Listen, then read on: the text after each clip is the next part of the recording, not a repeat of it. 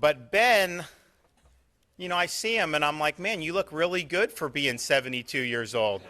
Turns out he's 102. Can we all could be so lucky? He's sharp.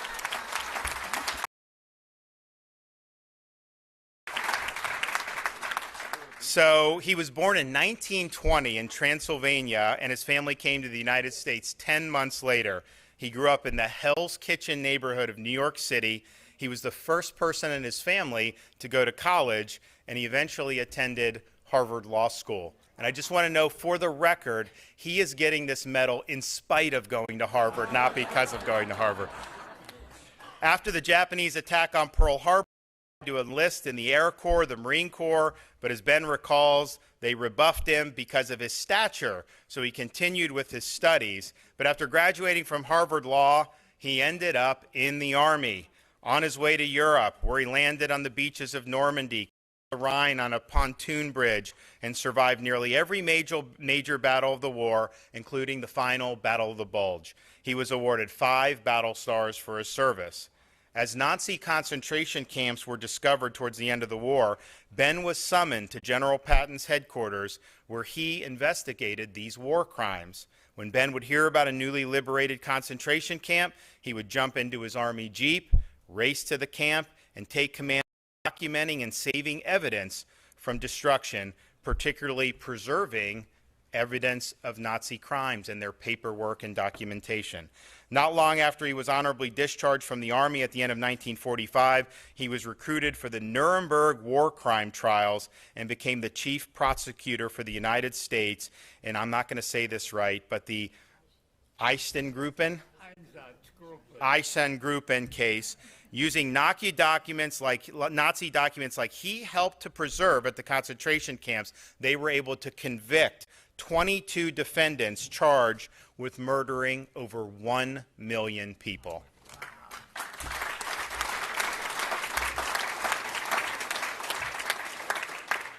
He later worked for several years as a private practicing attorney, but he then turned his attention to preserving the peace that he fought to bring about, and he's written more than 6 books on his personal vision for the future. And when you look at the Nuremberg trials and other things, bringing people to justice, who we may need to be doing that with what's going on in the world right now very soon, this is one of the guys that made it happen. And you know, when you get justice for something like what was done by Nazi Germany, I mean, you can never achieve, you know, the full, because it was just so terrible, the crimes.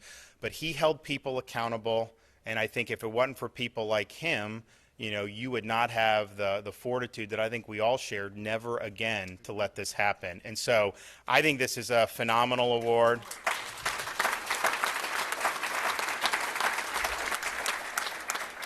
He's a resident of Delray Beach, and as the last surviving Nuremberg prosecutor, he's really a living legend. We're darn proud that he's a Florida resident, and it's my honor to place this award around his neck. All right, get it over your glasses. There you go. Well done, sir. Do you want to stand and speak at the podium, or do you want a mic? I can give you a mic right here too. You want to hold the mic? Either way. Okay, here. Yeah, you can even sit. Here. You can sit if you want, no problem. Whatever you're comfortable with. Oh, they're hitting me in all directions. Sit and stand. I'm sure you can all hear me, and you can all see me if you look carefully.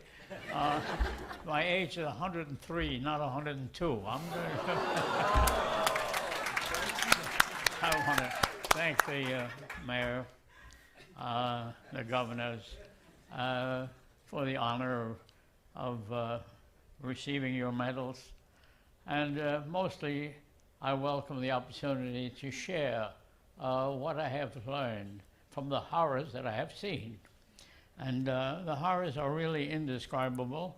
I was liberated in most of the American Army liberated camps, Buchenwald and Mauthausen, and a whole slew of camps.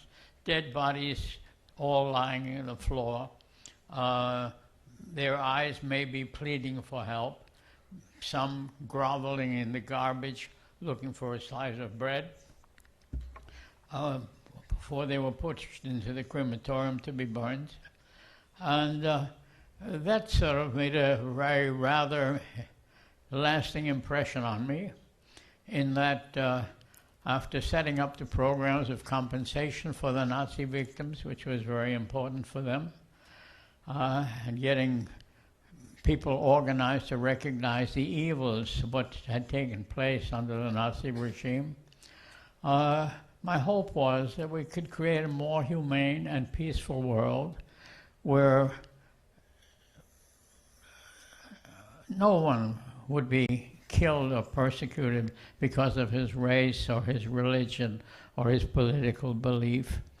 And I made those arguments in my closing statements, where I had the 22 defendants convicted after 2 days of trial. It was my first hot out of the Harvard Law School. and 13 of them were sentenced to death. 4 were actually executed, the others with various clemency actions. I tried to build on that to prevent it from happening again. My closing statement, I pointed to the defendants. I said, these men wrote the blackest page in human history. Death was their tool, life was their toy. If these men be immune, then law has lost its meaning, and we must all live in fear. Those were my closing statements in the biggest murder trial in human history, and it was my first case. So we see it still happening today. People, you see the pictures on television, running with their infant children, hospitals being bombed, and we have not yet learned the lesson from Nuremberg, despite the fact that we laid it out clear and unmistakable. What can we still do about it? Well, we can stop glorifying war making if we possibly can. I know it'll be very difficult. Wars have been glorified for centuries. And here comes this little guy from Transylvania, not Pennsylvania, and he says, no, that's a horrible thing. The Constitution of the United Nations requires that all wars be settled by peaceful means only. And then it's ignored. And so it's up to the new generation. We don't have too many youngsters here in this audience, but take it home for your children and grandchildren. They live in great danger now. You also live in great danger, but you may not live to see it.